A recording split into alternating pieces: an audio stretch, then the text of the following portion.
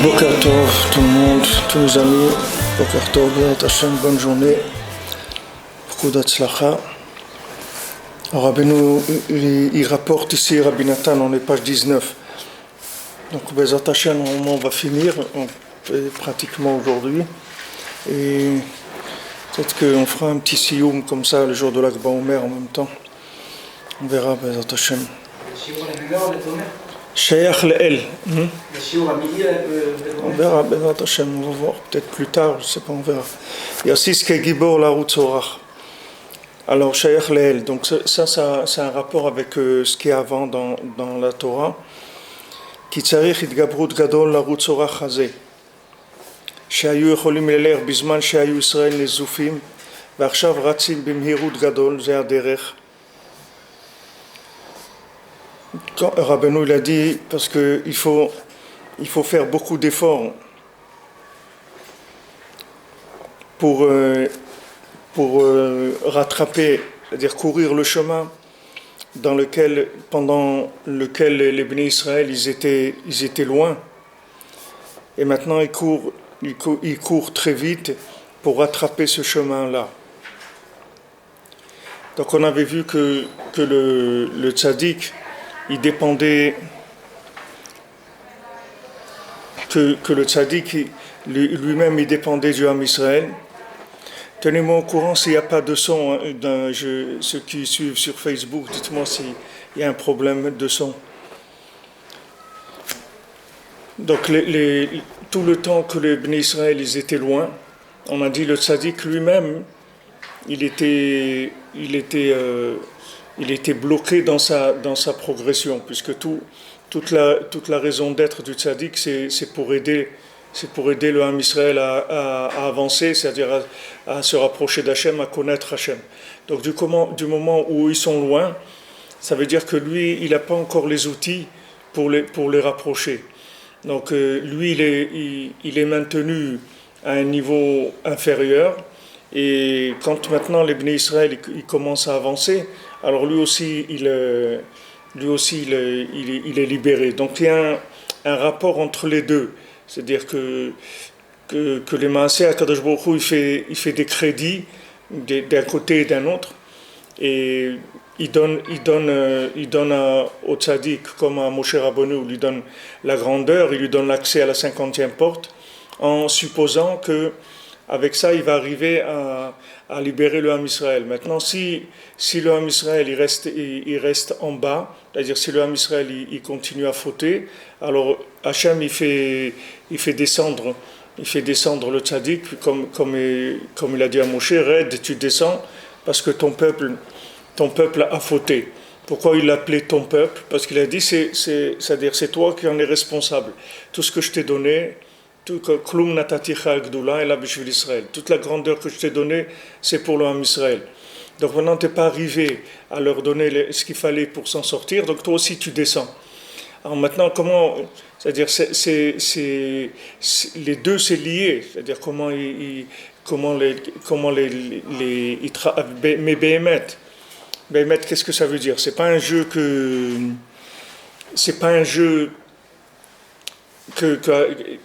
pourquoi c'est comme ça? Ça veut dire que maintenant, si le tzaddik maintenant il n'arrive pas à fournir au Ham Israël les outils qu'il faut pour connaître Hachem, ça veut dire que dans sa Torah il y a quelque chose qui est pas transmissible, c'est-à-dire que c'est pas assez concret pour le niveau du peuple. Pourquoi on voit que les tzadikim, HaKadosh Baruch Hu, il punit, soi-disant, pas le mot punir, mais en tout cas c'est les tzadikim qui payent pour le Ham Israël, pour le monde. Et le Ham Israël aussi, il paye pour le monde. Les tzadikim, ils payent pour le Ham Israël.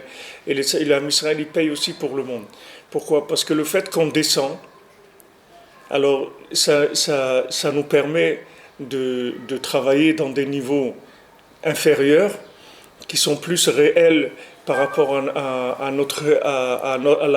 notre niveau, Béhémet. C'est-à-dire pourquoi maintenant on n'arrive pas à transmettre? Ça veut dire que maintenant la Torah qu'on a, elle est trop théorique. elle n'arrive pas à descendre chez ceux à qui on doit transmettre. C'est trop théorique, c'est pas assez concret, c'est pas assez vécu.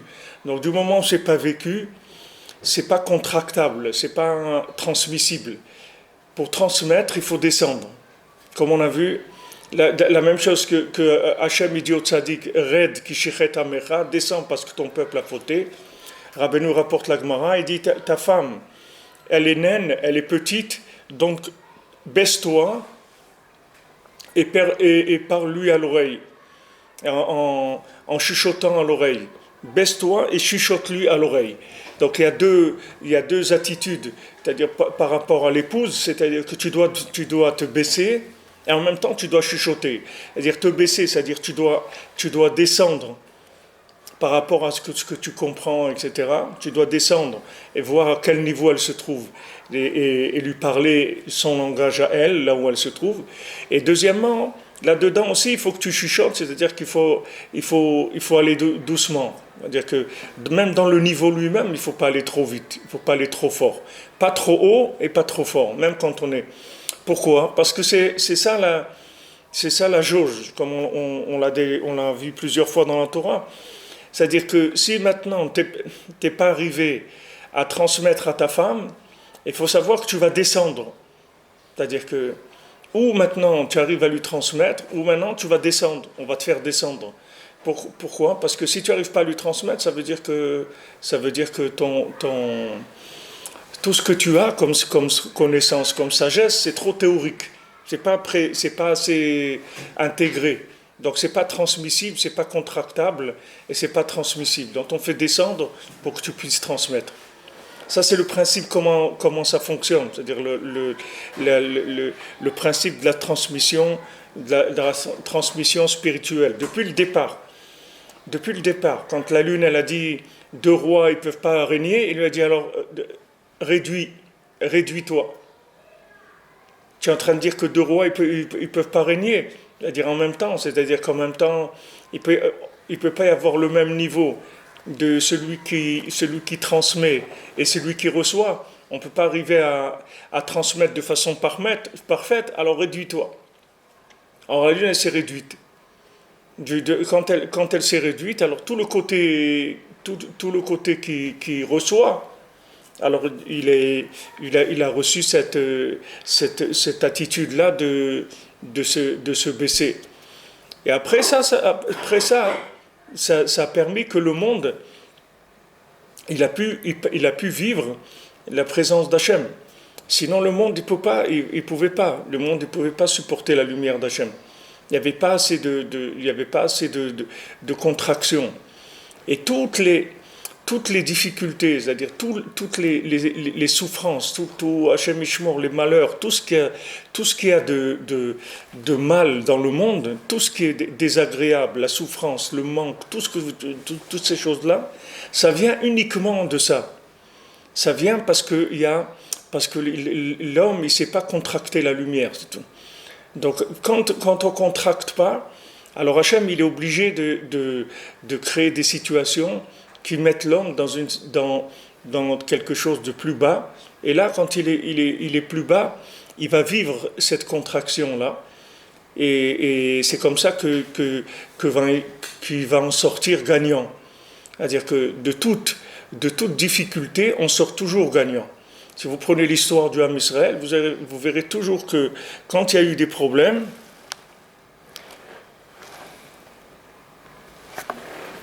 après le Ham Israël, il a été gagnant.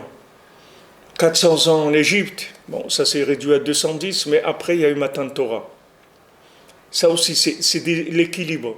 Normalement, 400 ans il fallait en Égypte pour pouvoir recevoir la Torah et être un de bons juifs avec Hachem, entièrement d'avoir des idées claires. Le bien c'est bien, le mal c'est mal, on est intéressé par le bien, on n'est pas intéressé par le mal ne nous attire pas, etc. Il fallait 400 ans en Égypte. Ok, maintenant il y a un problème, c'est que si on reste 400 ans, alors c'est terminé, la Torah ne nous intéresse plus. Pourquoi ? Parce qu'on aura un degré d'assimilation où il n'y a plus de possibilité de revenir. Alors qu'est-ce qu'il fait? Hachem, il attend au maximum de ce que la personne, elle peut faire comme récipient pour recevoir la lumière divine. Et quand il voit que la personne ne peut pas tenir, l'homme Israël ne peut pas tenir, 210 ans, ok, allez, on sort. On sort. Pourquoi on sort? On ne va pas sortir pour se balader dans le désert. On sort pour Matan Torah, oui. Mais on n'est pas resté 400 ans dans le désert. Donc Matan Torah, ça entraîne le veau d'or. Pourquoi? Parce qu'on n'est pas prêt. Il fallait 400 ans pour recevoir la Torah en tant qu'adulte et en tant que personne qui assimile la Torah, qui soit content de recevoir la Torah. Besimcha, il fallait 400 ans pour pouvoir l'intégrer et la vivre comme il fallait. Maintenant, toute la souffrance du monde, tout ce qu'il y a eu comme problème, c'est ces 190 ans-là qui manquaient pour qu'on sorte prêt. Prêt, ça veut dire que ça soit clair. Clair, le bien c'est bien, le mal c'est mal. C'est ça qui nous manque. Qui nous manquait et qui nous manque aujourd'hui encore. C'est-à-dire cette clairvoyance-là, elle vient du fait que la lumière, on n'arrive pas à la contracter. Pourquoi? Parce qu'on n'a pas les récipients qui donnent la clarté des choses. La clarté des choses. Vous avez des gens, voilà, ils sont en France, ils sont au Canada, ils sont là, etc. Aujourd'hui, en Eretz Israël, tu as une vie, Baruch Hashem, t'as rien envié à aucun pays du monde, le niveau de vie qu'il y a en Israël. Il y a un niveau de vie aussi bien dans la nourriture, dans le vêtement, dans tout ce que tu veux, dans les maisons, dans tout que dans le transport, les trucs, tout, la communication. Qu'est-ce qui manque ici? Il manque quoi? Il manque rien. Pourquoi les gens ne viennent pas ici? Pourquoi les gens ne viennent pas en Israël? Qu'est-ce qui leur manque? C'est qu'ils ne voient pas clair. C'est pas clair. C'est pas clair, c'est tout. Mais c'est pour celui qui est ici, ça lui fait de la peine, parce qu'il dit, mais bon Olam, pourquoi tu les fais pas vivre à eux aussi cette vie magnifique qu'on a en Israël et tout? Pourquoi c'est pas clair? C'est-à-dire qu'ils ne sont pas arrivés encore à avoir des récipients où ça leur donne une façon claire de voir les choses. Théoriquement, sur papier, tu demandes à n'importe quel juif ici qui doit venir ici. Je ne parle pas des gens qui ont perdu la tête, qui sont partis dans des trucs. N'importe quel juif simple, il te dit Shana Abba, Yerushalayim, c'est tout, c'est normal. Une fois que tu as fini tout le Seder de Pessah, tout, qu'est-ce que tu dis? L'année prochaine à Jérusalem, c'est-à-dire tout ce qu'on a fait, c'est pour être là, c'est tout. C'est pas pour autre chose. Donc celui qui ne vient pas, ça veut dire qu'il a un problème. Un problème de quoi? De clairvoyance, il ne voit pas clair. D'où ça vient qu'il ne voit pas clair? Ça veut dire que ces récipients, quand ils reçoivent la lumière, ça ne donne pas une vision claire des choses. C'est-à-dire que les éléments, ils sont flous encore. C'est-à-dire qu'ils ne voient pas clair. Ils n'arrivent pas à trancher. Celui qui voit clair, il tranche.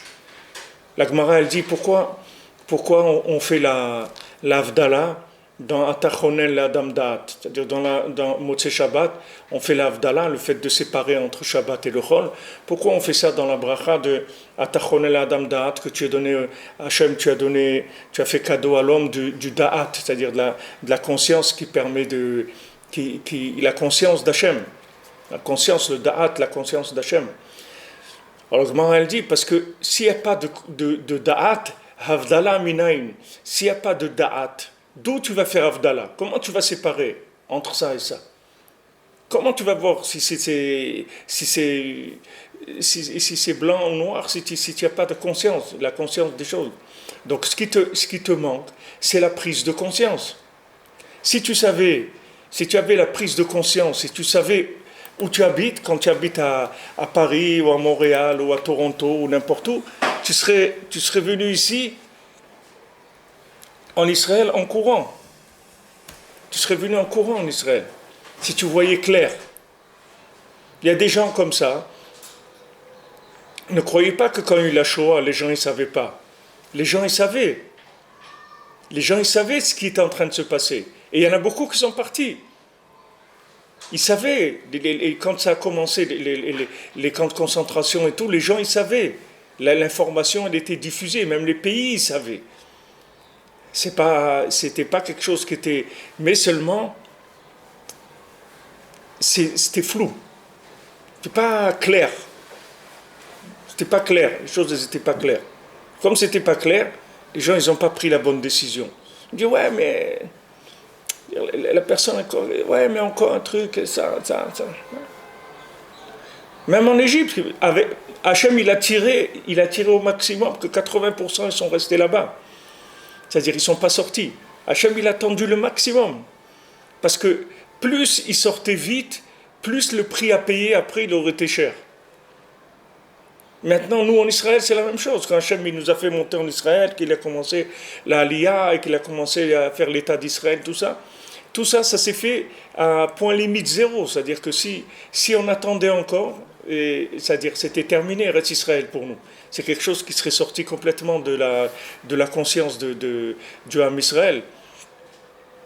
Et qui est-ce qui a fait monter le Ham Israël en Eretz Israël? Ce n'est pas des religieux. Les religieux, ils avaient déjà perdu la conscience d'Eretz Israël. Les religieux ils étaient dans un plan flou, dans un plan virtuel d'Eretz Israël. C'est des gens qui ne sont pas religieux, c'est eux qui ont pris cette décision. Par un chemin qui était nationaliste, ce que vous voulez. Mais ça, c'est les chemins qu'Hachem il emploie pour arriver à faire la chose, pour que la chose elle existe. Après, une fois qu'on a été là, donc on voit la réaction par rapport à la chose. Quelle est la réaction? On voit la réaction, comment les gens réagissent par rapport au cadeau qu'Hachem il a fait. Ok, Hachem il a donné la terre d'Israël, les gens ils sont installés, ok, Baruch Hachem, Baruch Haba, tout ce que tu veux. Oh, qu'est-ce que vous faites maintenant? Qu'est-ce que vous faites? Donc, bien sûr, comme maintenant on n'est pas prêt, toutes les clipotes elles nous attaquent, c'est-à-dire en 67, toutes les clipotes, tous les pays autour ils veulent nous détruire, etc.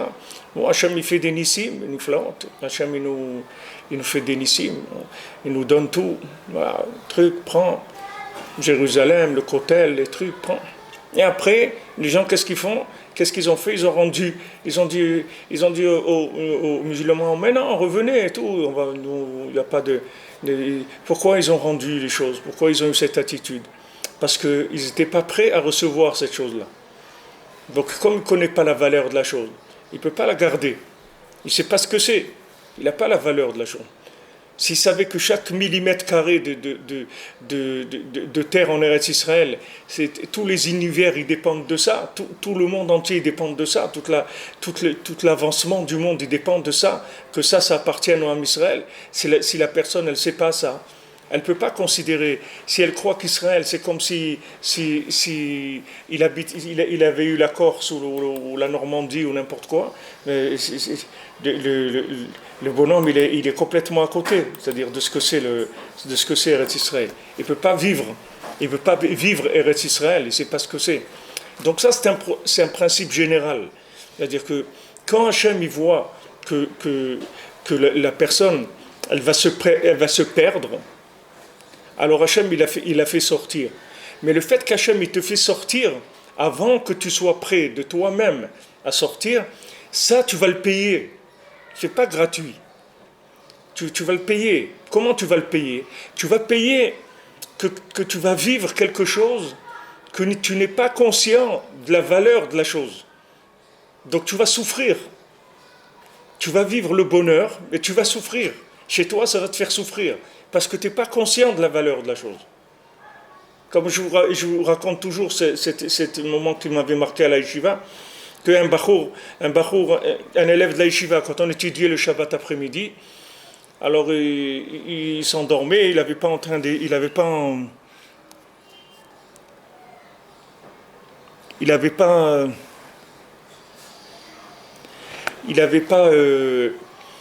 envie d'étudier, il s'endormait, tout ça. Alors le surveillant, il lui dit mais pourquoi tu dis pas et tout. Alors il dit je suis fatigué, je sais pas. Alors le surveillant lui a dit mais tu sais pas que d'étudier comme ça la Gemara, le Shabbat après-midi, c'est le paradis, c'est ça le paradis. Alors lui il a répondu si c'est ça le paradis, mais je veux pas aller au paradis.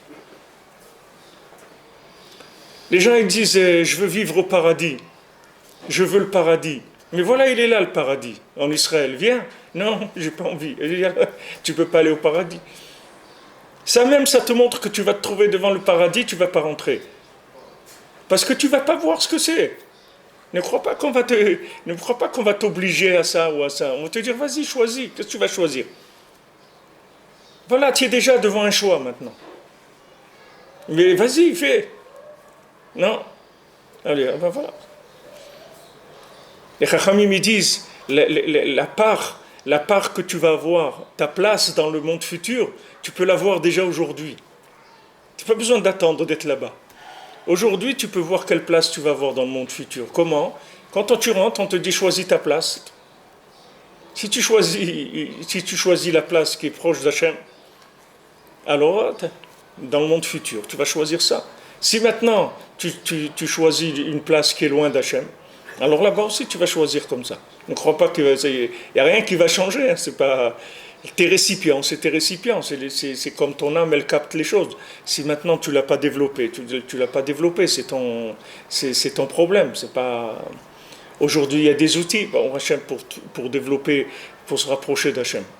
Alors ce principe, il est dans tout. Le rapport entre l'homme et son corps et son âme, les nations avec le Ham Israël avec le Tzaddik, et le Tzaddik avec Hachem. Toutes ces étapes de transmission, c'est les mêmes. Donc Hachem, il donne toujours plus que ce qu'on peut recevoir, dans l'espoir que peut-être on aura une motivation, comment on va être joyeux, comment on va dire merci. Alors quand nous, des ploucs, vraiment, comme nous, on peut dire qu'on est des ploucs et pas avoir honte de le dire, on nous fait monter en Eretz Israël, alors on attend la moindre des choses, c'est qu'on dit merci, Hachem, qu'au moins qu'on soit joyeux. Pas te dire, ouais, il m'a bousculé dans l'autobus, ils sont pas polis, ils sont pas trucs, il n'y a pas de ça, il n'y a pas ci, il n'y a pas. Mais fais attention, parce que si tu rentres au paradis et tu vas commencer à te plaindre, parce que, ouais, ici, tous ils étudient la Torah, il n'y a pas de sport, il n'y a pas de télé, fais attention, parce que tu peux te faire éjecter, fais attention. La moindre des choses, c'est qu'au moins, tu as la conscience de dire merci, que tu sais que tu es là et par cadeau gratuit et que on pense que tu vas rester tranquille au moins. Tu vas rester tranquille, tu es là et tu vas dire merci mon Dieu, tu m'as fait monter en Eretz Israël. Et après, Bezrat Hashem, tu auras des enfants, ils vont grandir en Eretz Israël, ça sera des vrais fruits d'Eretz Israël, ils seront pas partagés entre le falafel et le camembert toute leur vie. Ils auront un moment. Moi, je me rappelle quand j'amenais les fromages de France et tout, mes enfants ils se plaignaient, ils me disaient mais pas tout, ça sent les chaussettes des trucs et tout, et ferme les trucs. Ils ne supportaient pas l'odeur du camembert, le roquefort, des trucs. C'est horrible. Ça sent mauvais. C'est-à-dire que ça, c'est quelqu'un de normal. Pour quelqu'un de normal, c'est ça. C'est-à-dire quelqu'un d'Eretz Israël et tout. Bon. Nous, on est comme on est. Baruch Hashem, il n'y a pas de problème. Et Baruch Hashem, merci mon Dieu, il n'y a aucun problème. Alors, le lien, c'est qu'il y a un équilibre tout le temps entre les deux. La création du monde, c'est pareil. Hachem, il essaye, le monde, il se détruit. Donc, mais ce qu'il faut savoir, c'est que quand Hachem, il se retire pour laisser la possibilité à la personne de se construire, ce retrait-là, ça entraîne de la rigueur. C'est-à-dire, quand tu ne peux pas payer ta place en haut, en étant joyeux et en disant merci, donc sache qu'on va te faire descendre. Et quand tu descends, ça fait mal. Mais quand ça fait mal, tu te construis. Tu vas te construire. C'est-à-dire, où tu te construis en étant joyeux, en disant merci, c'est-à-dire que tu as conscience que ce bien-là, bien que tu ne sois pas du tout au niveau, c'est extraordinaire qu'Hachem t'a donné ce bien-là. Donc tu dis merci mon Dieu, tu es joyeux. Et là tu restes là où tu es, il n'y a pas de problème. C'est-à-dire que tu es un locataire gratuit et tout, mais tu dis merci au propriétaire tous les matins. Quand tu sors, tu dis je vous remercie. Vraiment, c'est très agréable, très gentil à vous de m'héberger gratuitement et tout. Je ne sais pas comment vous remercier. Je sais que vous pourriez louer cet appartement et faire de l'argent. Et je vous remercie. Tant que tu fais ça, pas de problème. Mais si un jour tu ne lui dis pas merci, ça veut dire que tu crois que l'appartement, il est à toi. Alors, dès qu'il voit que tu ne lui dis pas merci, le lendemain, tu reçois la lettre recommandée. Monsieur, vous êtes expulsé des lieux, on a besoin des trucs. Et tu peux rien faire. Toi, tu sais très bien que ce n'est pas à toi. Donc, tu descends.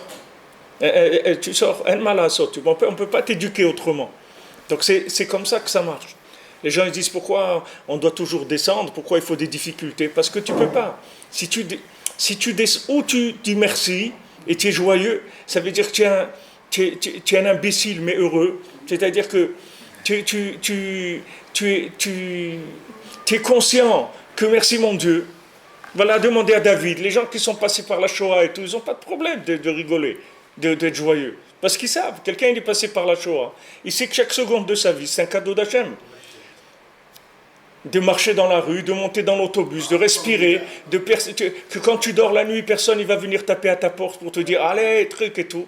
Mais tout ça, c'est une merveille, c'est extraordinaire. Tout ça en Eretz Israël, sur la terre d'Hachem.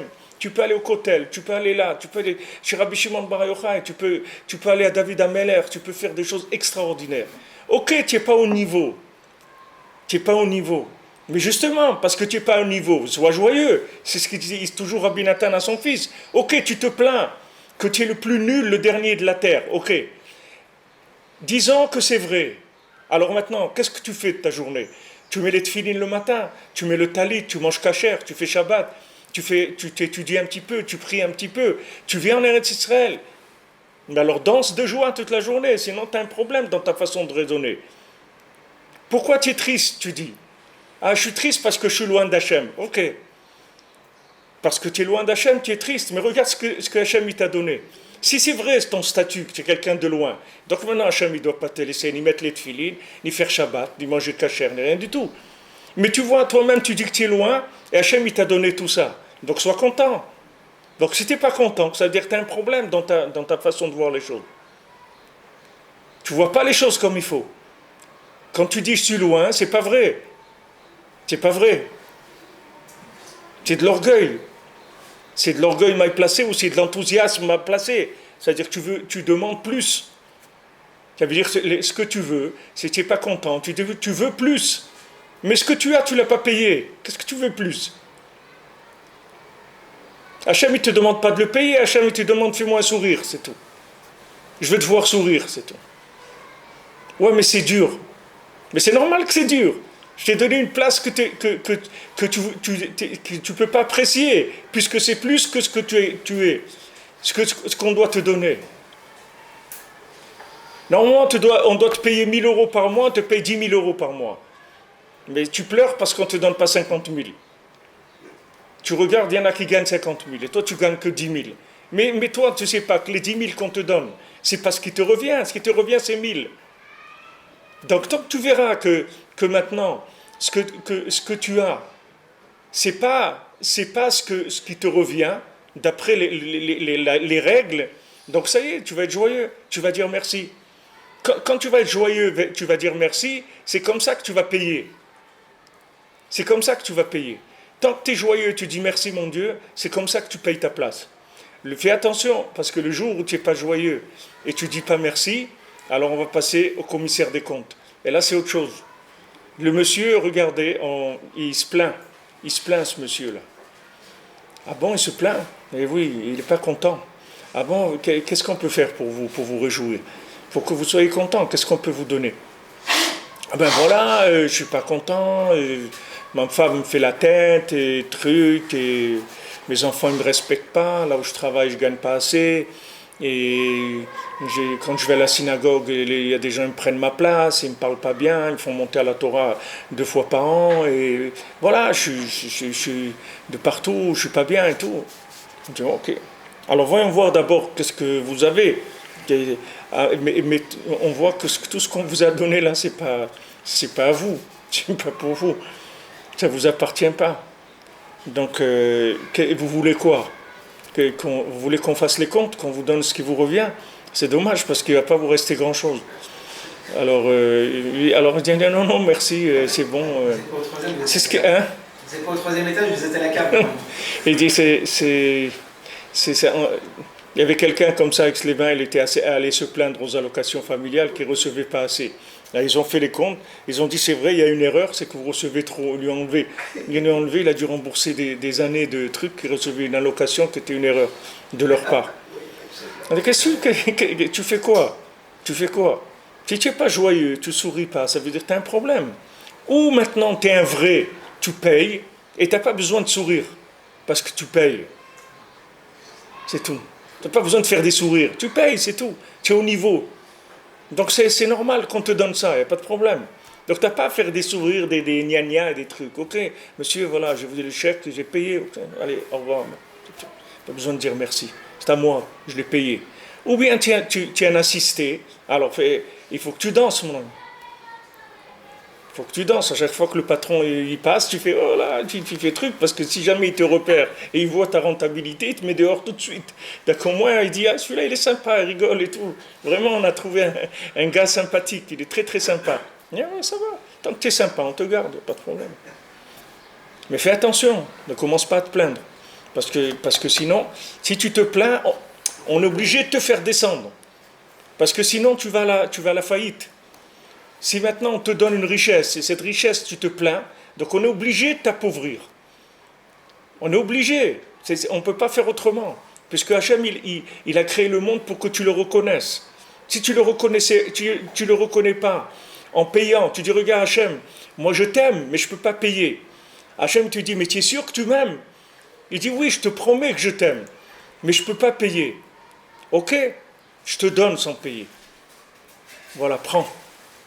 Mais tu sais comment tu vas payer? Il faut que tu chantes, il faut que tu danses toute la journée. Tu peux faire ça?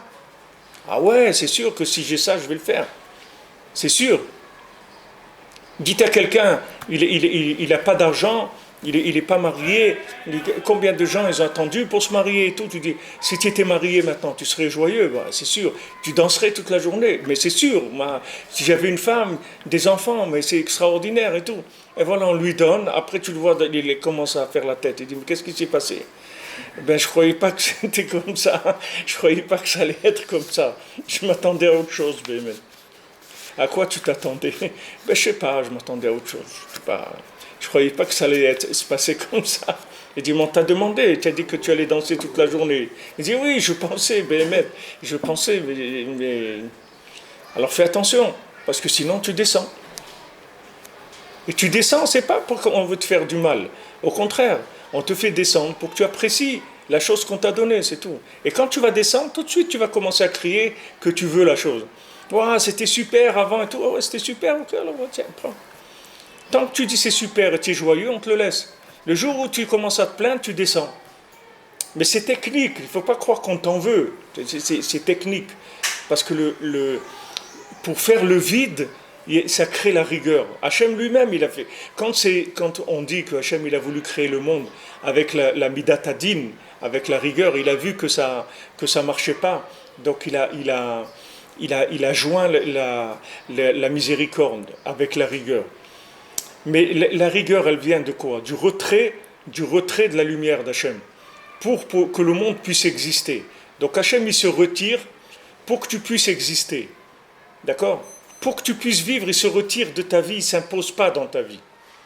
Maintenant, dans ce retrait-là, tu ne tiens pas, tu dis non, je ne peux pas. Alors on te donne, Hachem, il met un peu de miséricorde. Qu'est-ce que c'est un peu de miséricorde? C'est qu'il se montre à toi. Mais quand il se montre à toi, tu n'es pas au niveau de l'apprécier, donc il se recache de toi. Et c'est comme ça, tout le temps, tout le temps. Tu avances et tu recules comme ça, tout le temps. C'est-à-dire tu vas, comme on dirait, tsovachov. C'est-à-dire tu avances, tu recules, tu avances, tu recules. C'est tout le temps comme ça. Si tu veux rester haut, fais sourire. Souriez. Souriez, c'est tout. Tu souris, tu as de la joie, on ne t'enlèvera jamais ce que tu as, on te donnera encore. Tant que tu souris, on te donnera encore. Encore plus, tout le temps. Parce que tant que tu souris, ça veut dire que tu es conscient que ce que tu reçois, c'est un cadeau d'Hachem. Donc on ne t'enlèvera jamais ça. On enlève les choses aux gens qui sont tristes, aux gens qui râlent. Les râleurs, on leur enlève ça. Et malheureusement, les gens qui ont été éduqués en France et tout, on est tombé dans un pays où des spécialistes, c'est les plus grands râleurs qu'il y a sur la terre. C'est pas... Donc le français, en Israël, le français, il n'a pas une bonne réputation. C'est-à-dire que quelqu'un qui vient de France, quand il y a des gens, ils ne veulent pas travailler avec les Français, ni dans la construction, à l'habillement, non, rien du tout. Parce qu'ils savent qu'il ne va pas s'en sortir, le bonhomme. C'est-à-dire qu'il va se prendre des nerfs et c'est sûr que le gars, il ne va pas lui dire « Waouh, c'est beau, merci, magnifique et tout ». Voilà. Il y a des gens, ils ne veulent pas travailler avec les Français. Parce que malheureusement, il y a ce truc-là de râler, de pas apprécier ce qui a été fait, de regarder tout de suite ce qui ne va pas, le truc. Ouais, mais comme ça, il y en a toujours à redire. Il y en a toujours à redire. Et les Israéliens, ils sont. Pour ça, c'est. Je vous avais raconté, plusieurs fois. Une fois, j'ai traversé quand il y avait le feu rouge pour les piétons. Il y avait la police, alors ils m'ont arrêté. Alors, pour me mettre un PV. Alors, ils m'ont dit les cartes d'identité. Alors, j'ai dit, je ne suis pas israélien, j'ai sorti mon passeport. Quand ils ont vu que j'étais français, ils m'ont dit, comme ça. J'ai dit, non, mais j'habite ici et tout. L'air, a donné l'air.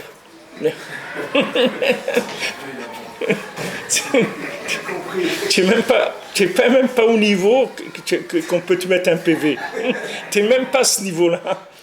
Tu n'es même pas au niveau de recevoir un PV. Parce qu'un PV, c'est pour un citoyen qui est d'Eretz Israël. Allez, circule, continue, mon ami. Qu'est-ce que tu veux dire, c'est franchement? Oui, tout ce que vous expliquez sur la simcha, le bonhomme qui a la conscience, il a de la simcha et de la oda. Maintenant, il faut que ce soit sincère, ou si on travaille sur la simcha, on travaille sur la oda, et dans le cœur ça bouillonne encore. Ça s'appelle quoi ça? Ça s'appelle que je suis sa mère ou ça s'appelle que je suis pas sa mère? Non, et si tu veux avoir une réponse sur ça, j'écoute le cours du Rav Besançon, le dernier qu'on a mis là, ça s'appelle La joie qui guérit. Et là-bas, il amène une expression en anglais qui dit fake it, et il dit fake it. Voilà, fake it, voilà. Fake it and do it. C'est-à-dire, fais semblant et tu verras. Ben, c'est une aide ça pour avoir de la simcha, de faire semblant. Mais ici. Ouais, en attendant, on est quel statut en attendant? En attendant, on s'appelle un râleur, parce que toute la nuit, on va travailler pour arriver à. Donc en attendant, on s'appelle un râleur, on est dans la catégorie râleur. En attendant quoi? Clairement, dis-moi. En attendant qu'il y ait une vraie simcha dans le cœur. Une vraie simcha. Tout ce que vous expliquez. Oui. Ma question, c'est le bonhomme, il a compris ça, il veut faire des efforts, il veut remercier Hachem, mais c'est un travail. Il prend sur lui de remercier Hachem, il prend sur lui de faire son sa mère. Mais dans son cœur, il est au de l'eau. Alors lui, pour l'instant, ça s'appelle râleur ou ça s'appelle sa mère? Non, ça s'appelle que maintenant, c'est un malade, mais il le sait. Okay. C'est-à-dire qu'il sait que normalement, ce qu'on lui a donné, il devrait danser toute la journée. Mais il ne peut pas. Parce qu'il est tellement taré qu'il ne peut pas apprécier ça. Maintenir, on va lui dire raide. Non. Tant que tu fais semblant d'être joyeux, c'est comme si tu étais joyeux. C'est la même chose. Tant que tu sais que c'est ça que tu devrais faire, ça va, il n'y a pas de problème. C'est à chaque fois que le patron il passe, il fait comme ça, il fait que c'est pas grave. Pas grave. Le hikar, c'est quand il passe, tu fais le sourire, c'est tout. C'est ça le hikar. Parce que tu sais que c'est ça que tu dois faire normalement. Tu es payé pour ça. Maintenant, tu ne t'arrêtes pas. À chaque fois, tu fais semblant d'être joyeux. Ça veut dire que tu es malade, mais que tu sais que tu es malade. Donc, tu fais ce que tu peux pour jouer le jeu. Et si tu es Bessimcha, Rabbi Nathan, il a dit à un de ses élèves, il a dit, si tu étais Bessimcha, tu ne verrais même pas la face du Gehinam. Tu ne verrais même pas l'adresse du Gehinam. Il ne lui a pas dit si tu ne faisais pas des avérotes. Il lui a dit, si tu étais Bessimcha, tu ne verrais pas le panim du Gehinam. C'était Bessimcha. Parce que qu'est-ce qu'on peut te dire? Ok, quelqu'un il fait des avérotes. Ok, il fait ça, il peut pas se retenir de ça, de la shonara, de regarder des trucs pas bien, de manger des trucs l'air cher, il est pas terrible. Ok, d'accord, tout ça. Mais le gars il est joyeux. Il est joyeux de quoi? Bon, Hachem, regarde, Hachem m'a donné la vie, Hachem il m'a donné ça, Hachem m'a donné, il est joyeux. Qu'est-ce que tu peux lui dire? Le gars maintenant il passe au tribunal, on lui dit monsieur, vous faites des avérantes et tout, il dit qu'est-ce que je peux faire? Qu'est-ce que je peux faire? Vous croyez que je n'ai pas conscience et tout, mais voilà, j'étais joyeux de ce que vous m'avez donné. Vous m'avez donné ça et ça, au contraire, je vous remercie pour tout ce que vous m'avez donné, c'est extraordinaire. Que quelqu'un justement comme ça, qui n'arrive pas à s'en sortir et tout, vous lui avez donné tout ça, mais c'est merveilleux, je suis très très heureux. J'ai toujours été très content et beaucoup apprécié la miséricorde. Alors ça y est. Puisque maintenant le but c'est de connaître Hachem. Que tu le connaisses en disant merci sur la miséricorde, ou que tu le connaisses en sortant le chèque, en payant ce qu'il t'a donné, c'est la même chose. C'est exactement la même chose. Si maintenant tu as un niveau où tu peux payer, alors paye. Tu n'es pas un niveau où tu peux payer, alors souris, dis merci. Et c'est la même chose. C'est la même chose. C'est pas différent, c'est exactement la même chose. Ce que Rabbeinu l'a raconté, l'histoire du Pakiste, là, celui qui a le roi qui avait employé deux artistes pour peindre son palais. Alors il y en a un qui a travaillé toute l'année, et il a peint tout le mur, il a dessiné des trucs extraordinaires et tout. Et l'autre, c'était un tir au flanc, il faisait rien. Il a pris l'argent du roi, il a fait la bringue et tout, il n'a rien fait du tout. Alors il est arrivé le jour où le roi, c'était l'inauguration du palais, etc.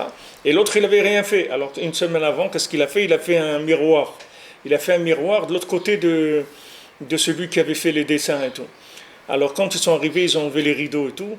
Alors, le roi, il a vu les beaux dessins qu'il a fait l'autre, et il a vu que l'autre, il avait fait un miroir et que ça reproduisait tout ça, et en même temps ça reproduisait ce qu'il y avait dans la salle du palais et tout. Il a trouvé très beau, très original, et il les a remerciés tous les deux, etc.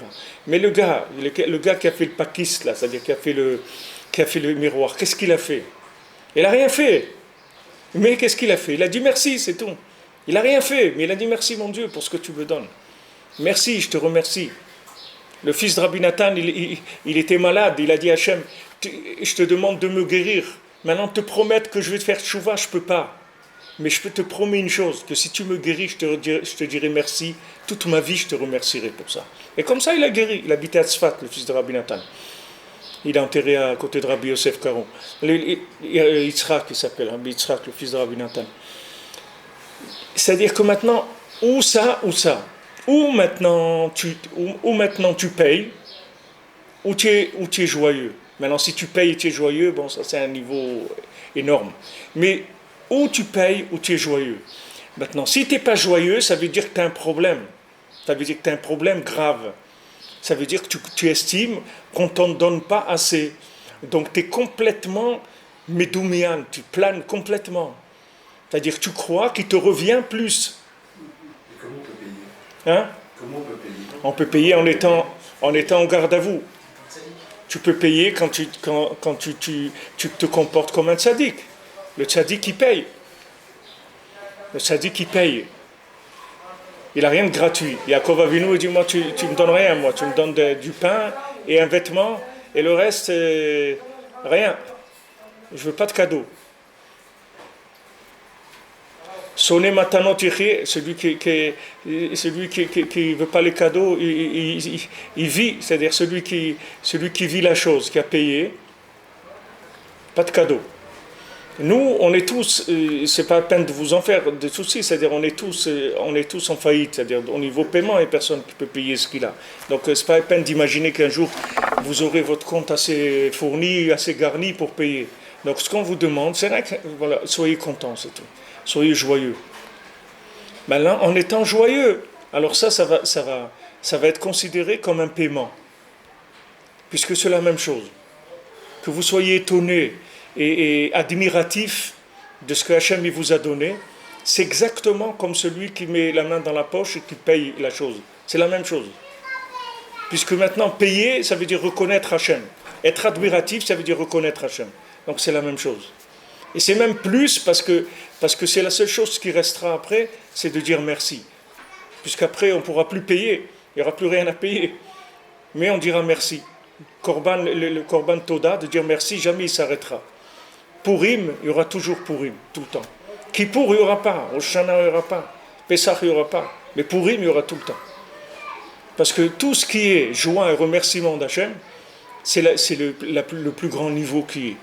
Alors pour Shabbat aussi, entre parenthèses, je vous dis pour Shabbat, Rabbeinu dit de faire attention d'être joyeux Shabbat. Et comme disait Yosef Moshe tout à l'heure, mais si je fais semblant d'être... Rabbeinu nous dit, tu as intérêt à faire semblant d'être joyeux Shabbat. Fais semblant, mon ami, même si tu n'es pas joyeux, même si tu es éclaté, complètement, que tu as eu une épreuve terrible et tout, fais semblant d'être joyeux le Shabbat, parce que sinon c'est très grave. Parce que le Shabbat, ça veut dire on te donne un avant-goût du Olam Haba. Et là-bas, tu fais la tête, mais on va t'envoyer chez qui? Et chez Kadhafi, tu veux voir ce qui se passe là-bas? Tu veux ce qui se passe en Syrie? Tu vas aller voir qu'est-ce que c'est? Des gens, qu'est-ce que c'est la vie? Qu'est-ce que tu veux? Et puis attention, Shabbat, c'est Shabbat Malketa, c'est-à-dire c'est le roi qui t'invite à sa table. Il paye tout. Attends, il ne te demande rien. Il te dit, mon ami, je vais te rendre joyeux. Tu vois, je te paye tout. Tout ce que tu dépenses pour Shabbat, je te le paye. Ne me fais pas la tête. Ne me fais pas cette tête-là, parce que là, il y a un problème. Là, tu vas me rentrer dans un... Je ne saurais pas quoi faire avec toi. Alors au moins souris. Baruch Hashem, merci mon Dieu. Merci mon Dieu. Fais un sourire, même si c'est un sourire qui est tiré par les... Ça fait rien, ça fait rien. Hachem, il ne va pas regarder s'il est sincère, quel niveau de sincérité, c'est pas ça qui l'intéresse. Si toi, tu sais que c'est ça qu'il faut faire, et tu n'arrives pas à le faire, c'est pas grave, tu fais semblant. Mais surtout, fais pas la tête. Il y a des gens, ils font la tête le Shabbat, ils ne sont pas contents. Mais pourquoi tu fais la tête? Qu'est-ce qu'on t'a fait? Parce qu'on t'a invité à la table du roi, tu fais la tête. On va te mettre dehors. On va te mettre dehors. J'ai raconté, moi, au Maroc, à Rabat, j'habitais à côté du Palais Royal. Alors une fois, il y avait un anniversaire d'un prince, ou je ne sais pas de qui, là-bas, d'un ministre. Et comme on était à l'école ensemble, alors j'étais invité. J'avais 14 ans ou 15 ans, ils m'ont invité. Alors j'étais là-bas. Mais comme ce n'était pas cachère le manger, je ne mangeais pas. Alors il y a un garde qui est venu, il m'a dit, tu ne manges pas et tout. J'ai dit, non, je ne peux pas. Il m'a dit, si tu ne manges pas, tu ne peux pas rester là. Il faut partir. Parce que c'est un bisayon, c'est-à-dire tu fais honte au roi, tu ne peux pas.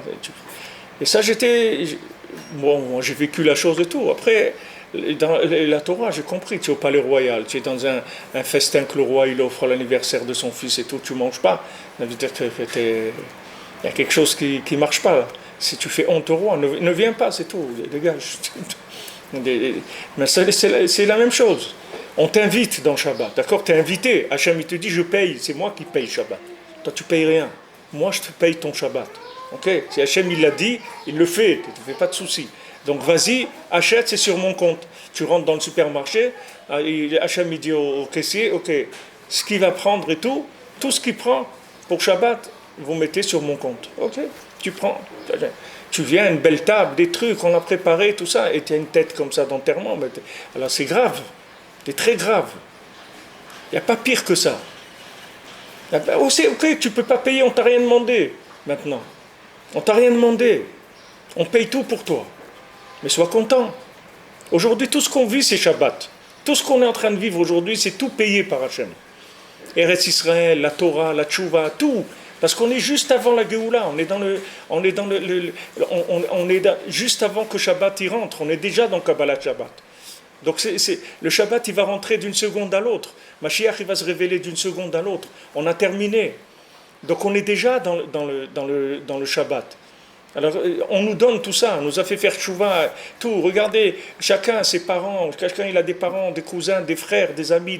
Regardez les pauvres, les gens où ils sont. Regardez les gens, qu'est-ce qu'ils ont vécu, comment ils ont souffert pour être en Eretz Israël, pour la Torah. Comment les gens ils ont souffert pour la Torah. Baruch Hashem, regardez ce qu'on nous révèle, des secrets de la Torah, des choses extraordinaires, des facilités, des choses traduites, des choses expliquées, des Gemarot expliquées. La Gemara, vous lisez la Gemara avec toutes les explications dans le texte. Vous n'avez même aucun effort à faire pour comprendre. Vous n'avez même pas besoin de vous casser la tête, juste vous mangez, c'est tout. Vous lisez, c'est tout expliqué. Vous avez toutes les langues. Voilà, le gars, il ne peut pas venir à un shiur, il est dans son lit, il suit en live. Il ne suit pas en live, il peut suivre en différé. Quand il dort, quand il est en train de marcher dans la rue, quand il travaille, quand il est dans le bus. Mais regardez ces cadeaux qu'Hachem nous envoie. Tout ça, tu fais la tête. C'est grave, c'est très grave. C'est le pire qu'il y a. C'est-à-dire, c'est mamage de la kfira. C'est-à-dire que tu es complètement taré, mais alors complètement. C'est-à-dire que quelqu'un qui est triste, c'est vraiment qu'il est atteint, mais très grave. Très grave, parce qu'en même temps, il est loin, Et en même temps, il croit qu'il est un tzaddik. C'est pour ça qu'il n'est pas content. Parce que pourquoi tu n'es pas content? Parce que tu crois qu'il te revient plus. Donc tu crois que tu peux venir demander ce qui te revient. C'est pour ça que tu n'es pas content. Alors que tu ne te reviens rien de ce qu'on te donne. Pourquoi tu n'es pas content? Alors fais un ajustement. Donc ça, c'est ce que Rabbeinu dit, que tout le temps, maintenant que le Ham Israël il était loin, alors le tzaddik il pouvait pas lui-même, il pouvait pas avancer. Maintenant que le Ham Israël il a avancé, alors ça y est, le tzaddik il peut avancer. C'est une délivrance pour le monde entier. C'est pour ça que chacun qui se rapproche de Rabbi Nachman, chacun qui vient au Man, qui se rapproche de Rabbi Nachman, il permet à Rabbi Nachman de se révéler encore plus. C'est pas rien que lui maintenant, c'est que maintenant, le fait que lui il est loin, ça empêche aussi Rabbi Nachman de se révéler comme il doit se révéler. Maintenant, lui quand il se rapproche, alors le tzaddik, il se révèle beaucoup plus. C'est comme le principe des bâtim qui dit Rabbeinu sur Rosh Hashanah, celui qui vient au Man à Rosh Hashanah. Alors c'est un principe de maison. C'est-à-dire, on appelle ça des bâtim parce que c'est des possibilités de capter la lumière d'Hachem. Ça s'appelle des maisons. C'est comme des principes de connaissances adaptées, si tu veux. C'est la connaissance d'Hachem adaptée à un type d'individu. Alors quand quelqu'un vient à Rosh Hashanah, alors il produit des maisons. C'est-à-dire que le tzaddik, il peut produire des nouveaux systèmes de compréhension. Donc chacun qui vient, ça ajoute des millions, des milliards de possibilités de compréhension. Quand Rabbeinu dit que ça marche par... on dit 1 plus, s'il y a 2, ça construit 2 maisons. S'il y a 3, ça construit 6 maisons. Ça construit 1, 2, 3, 3, 2, 1, 2, 1, 3, 1, 3, 2. Il y a 6 combinaisons. Si maintenant tu as 4, tu as déjà 24 combinaisons. 5, tu as déjà 120 combinaisons. 6, tu as 720. Et comme ça, avance, et tu vas voir que dès que tu arrives à quelques centaines, ça y est, tu as déjà des chiffres énormes. Alors quand tu as 30 000, 40 000, 50 000, c'est des chiffres énormes, c'est-à-dire c'est des possibilités d'éveil pour le monde énormes qui se font. Parce que c'est un jeu entre les deux. C'est-à-dire que tout celui qui se réveille, alors le tzaddik, il reçoit un appui, il reçoit un financement, c'est-à-dire il reçoit des crédits. Du moment où il a prouvé la réussite de son enseignement par rapport à quelqu'un, que cette personne-là, elle a été soignée grâce à sa méthode, donc d'en haut, on lui finance sa méthode. Qu'est-ce que ça veut dire qu'on lui finance sa méthode? Plus de miséricorde. C'est ça, financer la méthode. Du moment où il a réussi à tirer un bonhomme, un taré complet, il est arrivé à le sortir de là où il était, que le bonhomme, il a abandonné les bêtises qu'il faisait, et que maintenant il est en train de se rapprocher d'Hachem. Il fonde un foyer, il prie, il étudie, il est joyeux, etc. Alors ça donne une possibilité il décroche une possibilité de financement. Donc d'en haut, on lui donne un plus de financement, c'est-à-dire plus de miséricorde. Plus de miséricorde, ça veut dire qu'il va pouvoir aller chercher des gens qu'avant il ne pouvait pas aller les chercher. Comme quand on est sorti d'Égypte, la miséricorde c'était 20%. Les 80 ils sont restés. Maintenant, nous on va amener 100% de miséricorde. Pas 20, pas 30, pas 40, 100%. C'est-à-dire on va arriver à ce que tout le monde va connaître Hachem. Par miséricorde. Pourquoi? Parce que tous ceux qui avaient dit avant, ils ont dit merci à Hachem. Comme ils ont dit merci à Hachem, donc Hachem il a donné au tzaddik plus de crédit. Plus de crédit, ça veut dire plus de miséricorde, ça veut dire qu'on va rentrer dans le cœur de gens qui sont très très très loin de par eux-mêmes, mais ils vont pouvoir quand même capter la divinité là où ils sont. Et c'est ça c'est le principe de la Géoula. C'est-à-dire ça se joue entre celui qui est dedans et celui qui est dehors et le tzaddik. Ça se joue entre tous ces gens-là. C'est-à-dire tout celui qui est déjà dedans, même s'il est dedans que de façon fictive ou virtuelle, tout ce que tu veux, mais il est dedans.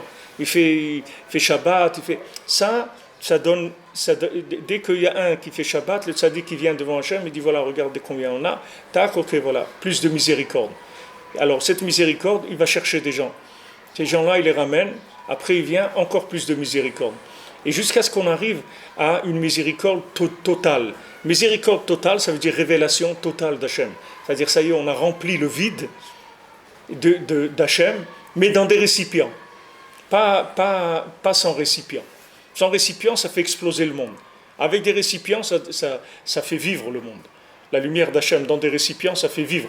La lumière d'Hachem sans récipient, ça fait exploser. Donc on arrivera à un moment où le monde entier vivra par la miséricorde totale d'Hachem, ce qui est le cas déjà aujourd'hui, mais ce n'est pas reconnu. Donc ça sera la miséricorde, mais avec la reconnaissance d'Hachem. C'est-à-dire que les gens ils vont reconnaître que c'est Hachem qui fait tout, que tout vient d'Hachem. Et quand ils auront reconnu ça, ça veut dire qu'on aura ramené le monde à sa réparation, c'est-à-dire que tout le vide qu'il y avait, tout le néant qu'Hachem il a dû créer pour pouvoir créer le monde, l'homme et tout ce néant-là, il a été comblé. C'est-à-dire qu'on a rempli, mamache, le monde de la présence divine, sans que ça explose, sans que ça se détruise. Alors comme ça pour chacun d'entre nous aussi, que chaque fois que maintenant on accuse réception, on est joyeux, on est content, on dit merci Hachem, Hachem il dit merci, et il a dit merci, ok, allez donnez-lui plus, puisqu'il est capable de dire merci, donnez-lui plus. Ah maintenant il râle, dit quoi? Il râle avec ce qu'on lui a donné? Bon, ok, mettez-le en stand-by quelque temps, on va voir s'il se rattrape, etc. Si, là, c'est un peu difficile pour lui, on le laisse un peu voir. S'il continue à râler et tout, il dit bon, ok, alors descendez-le d'un cran, on va voir ce qu'il va faire. Jusqu'à que tu dis merci. Quand tu dis merci, tu remontes. Mais si tu dis merci, tu es joyeux tout le temps, tu vas faire que monter. Rabbi nous dit dans Sefer Hamidot, celui qui est Bessimcha, il est Matzliach Tamid. Il réussit tout le temps. Tout le temps, il réussit. Il n'y a jamais d'échec dans sa vie, c'est que de la réussite. Chaque fois qu'il n'y a pas de réussite, que ce soit une réussite du travail, réussite du foyer, réussite de la santé, réussite dans tout, c'est qu'il n'y a pas de simcha, c'est tout.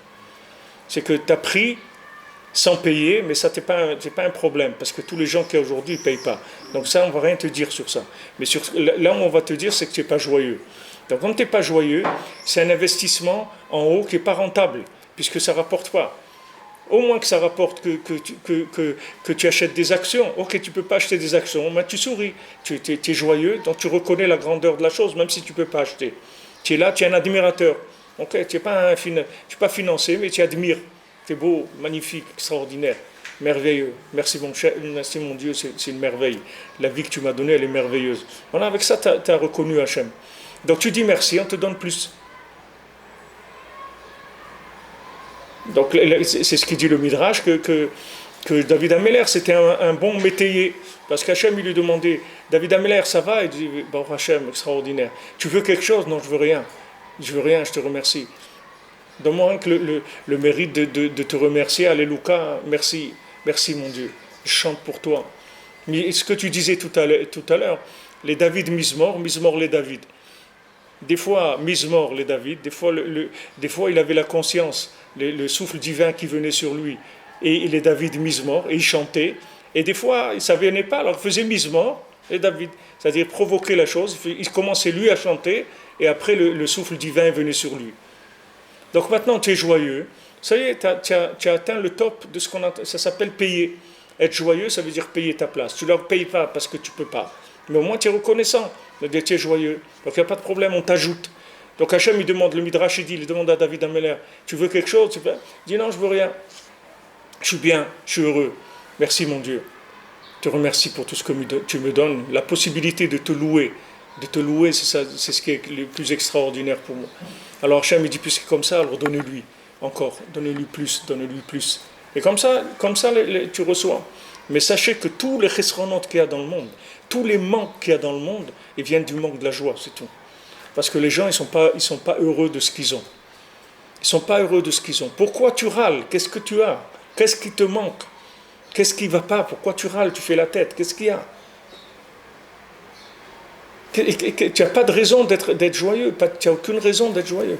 Avec tout ce qu'on te donne, tu ne peux pas remercier, tu ne peux pas faire un sourire. Souvent on râle, pas parce qu'on reçoit, on râle par rapport à notre comportement, par rapport à nous-mêmes. C'est exactement le même principe. C'est la Mais même c'est pire encore, mon ami. On râle parce qu'on râle. Mais c'est pire. Enfin, On râle parce qu'on a envie de râler. Des fois, je me lève le Shabbat, j'ai dormi toute l'après-midi, je suis énervé parce que Shabbat il est passé, j'ai pas attrapé. Mais le fait que tu es énervé parce que tu n'as pas attrapé ce que tu voulais attraper le Shabbat, ça veut dire que tu planes complètement. Tu es complètement dans le virtuel. Mais alors, tu es dans une chaîne, tu t'es fait une chaîne YouTube. Tu vis dans une chaîne YouTube. Tu planes complètement. Tu as fait Kiddush le vendredi soir. Tu as ta femme et tes enfants autour de toi, ils sont en bonne santé. Qu'est-ce que tu veux de plus? Qu'est-ce que tu veux de plus? Même tu as fait le Birkat Amazon. Qu'est-ce que tu veux de plus? Tu veux quoi? Tu veux quoi? Tu veux être Eliyahu, tu veux être quoi? Rabbi Shimon Bar Yochai, qu'est-ce que tu veux être? Tu as fait Kiddush vendredi soir, merci mon Dieu. Baruch Hashem, qu'est-ce que tu veux de plus? Tu as une maison, tu as une bouteille de vin, tu as un verre, tu n'as pas des gens dehors avec des tanks et des trucs. Qu'est-ce que tu veux? Tu veux quoi? Alors, ce qui vous rend fou, c'est les standards, c'est notre environnement. L'environnement, il dit, bon, voilà, je sais pas, tu dis 2 heures. Mais laisse tomber l'environnement. Tu peux vivre avec entouré avec des lions et des. C'est pas parce que. C'est qui vous rend fou, mais c'est un peu ça. C'est des gens qui instituent la norme. Mais d'un autre côté, vous dites aussi, il faut être dans la norme. Combien il faut dépenser pour chaque chose, comme tout le monde. Combien il faut travailler comme tout le monde. Moyen. La norme, elle nous rend dingue. Ouais. Alors, il faut être dans la norme ou il ne faut pas être dans la norme? Mais tu fais moyen, je te dis, la norme c'est la moyenne. Oui, mais la moyenne, elle Moyen. Tu fais moyen, c'est tout. Ne regarde pas les autres. Je t'ai dit, le tam. Mais le moyen, c'est regarder les autres. Non. Ben si. Tu peux faire moyen, qu'est-ce que c'est moyen? Tu travailles 7 heures par jour, tu as un appartement, tu achètes à manger et tu habilles à tes enfants. C'est tout, c'est la moyenne. Dans Vodat Hashem, il n'y a pas de moyen. Dans Vodat Hashem, il n'y a pas de normes. Dans Vodat Hashem, il n'y a pas. Tu peux voir un bonhomme qui va se lever le matin, il va ouvrir sa fenêtre, il va regarder le ciel, il va dire merci mon Dieu que tu m'as rendu mon âme. Et ce bonhomme-là, il va être plus grand qu'un bonhomme qui est en train de prier toute la journée ou d'étudier toute la journée, de donner des milliards de tzedaka et tout. Pourquoi? Parce que ce bonhomme-là, par rapport à ses critères, si tu calcules sa grille, comment il est fait, ce bonhomme-là, qu'il a ouvert la fenêtre, et au lieu de se jeter par la fenêtre, il a remercié Hachem, il lui a dit merci mon Dieu. Alors ça, tu comprends? L'autre, tu sais pas que ce bonhomme, lui, quand il a ouvert, c'était pour se jeter. Il n'y a pas de norme. La norme, c'est la halakha que Hachem il te demande. D'accord? Mais même ça, si tu peux pas, qu'est-ce qu'on va te dire? Qu'est-ce qu'on va faire? On dit tu peux pas. Mais tant que tu souris, ça veut dire que tu es connecté. Si tu n'as plus de simcha, ça veut dire que c'est fini. Hachem il te dit, là où il n'y a pas de joie, je ne me trouve pas. N'importe quoi que tu vas faire sans joie, ça veut dire qu'il n'y a pas Hachem. Tu es en train de faire de la simulation, de trucs, ça ne sert à rien. D'accord, il n'y a pas de norme, j'entends, mais il faut bien rentrer dans le cadre de mon quartier, de l'école de mes enfants. Ok, le cadre, c'est quoi le cadre? Le cadre quoi? Tu arrives à 7h au Beth Knesset, ils attendent que tu étudies quelques heures par jour. Mais c'est personne qui t'a dit d'étudier quelques heures par jour. Qui est-ce qui t'a dit ça? Qu'est-ce qui t'a dit d'étudier quelques heures par jour? Fais ce que tu as envie de faire. Tu as envie d'étudier 5 minutes, un quart d'heure, une demi-heure. Mais surtout, fais attention que parce que tu veux devenir religieux, tu n'as pas une tête d'enfariné. Parce que là, c'est un problème. Si tu veux être un religieux et tu as un cornichon vinaigré, alors là, mon ami, tu as tout perdu. Tu as tout perdu. Il vaut mieux que tu sois un traditionnaliste. Il vaut mieux mais joyeux. Tu comprends? Quand on va enregistrer, demander dans une école pour intégrer nos enfants, ils ne vont pas regarder si on est joyeux ou pas joyeux. Ils vont regarder, est-ce que tu ressembles aux critères qu'on a? Les critères que les écoles ils demandent, c'est pas combien d'heures tu étudies par jour. C'est pas si tu es joyeux ou pas joyeux. Non, c'est pas ça qu'ils demandent. Ils regardent socialement comment tu vis, c'est tout. Mais si tu mets ton chapeau, tes habits, pour que tes enfants aient une bonne école, et toi, tu n'as pas envie de les mettre, ça fait partie de ton travail, c'est tout. Toi, tu dis, c'était moi je me serais habillé en t-shirt avec un jean et des pâtes au gaz, d'accord? Ça, c'est ce que j'aime. C'est le Bermuda et des savates jaunes en plastique, tu vois. Mais maintenant, je suis obligé de m'habiller comme ça, sinon ils vont me jeter les enfants de l'école. Mais j'ai envie que... C'est à la maison, on fait même des voilà. Normalement, tu mets les écouteurs comme ça et tu es avec avec tes savates jaunes et ton truc à fleurs, ok? Normalement, c'est ça. Mais comme maintenant, tu veux que les enfants ils soient mieux que toi, donc tu joues un jeu.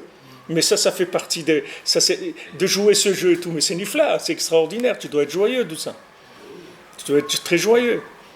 Baruch Hashem, tu veux que tes enfants ils soient mieux que toi, qu'ils avancent, qu'ils aient une bonne éducation et tout. Et tu joues un jeu social, c'est tout. Qu'est-ce qu'il y a? Il n'y a pas de problème. Mais ne te roule pas de qui tu es. Ne te roule pas sur qui tu es. Parce que si tu te roules sur qui tu es, tu vas commencer à être triste. Tandis que si tu sais qui tu es, c'est tout du bénéf, tu comprends? Chaque jour que ton enfant il étudie la Torah dans un cheder à Jérusalem, tu ne sais pas ce que ça veut dire. Tu n'as aucune idée des bénéfices, c'est-à-dire que tu es un multimilliardaire, que tu as un enfant qui étudie la Torah à Jérusalem. C'est quelque chose d'extraordinaire. C'est le top du top du top de l'humanité. C'est dans les plus grandes sphères de la richesse spirituelle du monde. Donc vraiment, tu as de quoi être joyeux. Mais si maintenant tu veux être en plus, tu veux être vrai, soi-disant, alors là tu vas... Et pour être vrai, tu vas faire la tête. Hachem, il te dit, regarde mon ami, moi des cornichons, ça ne m'intéresse pas. Moi, ce n'est pas des cornichons que je cherche. Des gens vinaigrés, c'est pas ça que je cherche. Moi, je veux des gens qui, j'ai un peu oxygénés, des gens un petit peu joyeux. Bezrat Hachem. Be'atzlacha. Bonne journée les amis. Merci d'être à l'écoute. On n'a pas fini, malheureusement. Alors on va essayer. Bezrat Hachem, il nous reste encore dimanche.